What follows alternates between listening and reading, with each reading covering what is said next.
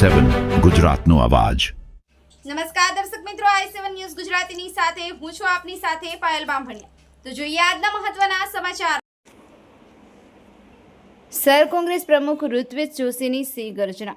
SR પ્રક્રિયામાં form 7ના દુરુપયોગ સામે વાંધો ઉઠાવનાર ભાજપના લોકો વિરુદ્ધ ફરિયાદની માંગ।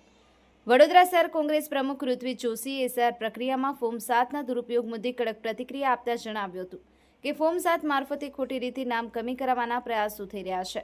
આ બાબતે વાંધો ઉઠાવનાર ભાજપ સાથે સંકળાયેલા લોકો વિરુદ્ધ કાયદેસર ફરિયાદ દાખલ કરવા માટે રજૂઆત કરવામાં આવી છે।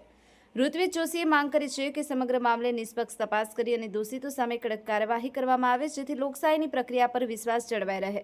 ફોર્મ 7 દુરુપયોગ મુદ્દે ઋત્વિજ જોશીની સિંહ ગર્જના।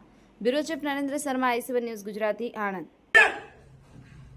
પ્રજા રૂપિયા પ્રજા બિચારી પરસેવાના રૂપિયાની ટેક્સ ભરી ભરીને મરી ગઈ ત્યારે તમે એસી કેબિનો બેઠા છો। આ પબ્લિક ટેક્સ નો કરો તમને શું મળશે વસ્તુ કો બને તમે પગાર કોને પૈસા મળે છે? એટલે તમે ભાજપ સાથે મેળાપીપણામાં વડોદરામાં 54,000 મતદારો ના નામ અને એવા નોટિસ આપી છે કે જે નોટિસનો મતલબ નથી।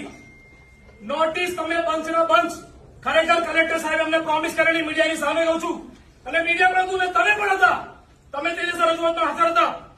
અમે સાહેબને પૂછેલું કે આ જે લોકોએ વાંધા લીધા છે એનું તમે એની ક્રોનોલોજી શું છે, તમે કયા સ્ટેપ બાય સ્ટેપ કામ કરવાના છો?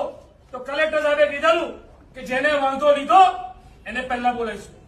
તો જેને વાંધા લીધા એનું હિયરિંગ તમે કર્યું તો એની હિયરિંગની કોપી અમને આપો, કારણ કે સીસીટીવી ના ફૂટેજ પણ અમે માંગ્યા હતા।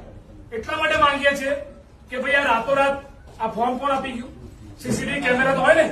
આ વડોદરા શહેરમાં એક મેયરની સામે નાની પત્રિકા બની હતી, ક્રાઇમ બ્રાન્ચ પોલીસ બધા જ કામે લાગી ગયા અને શોધી કાઢ્યું 24 કલાકમાં કે આ પત્રિકા કોને બનાવી।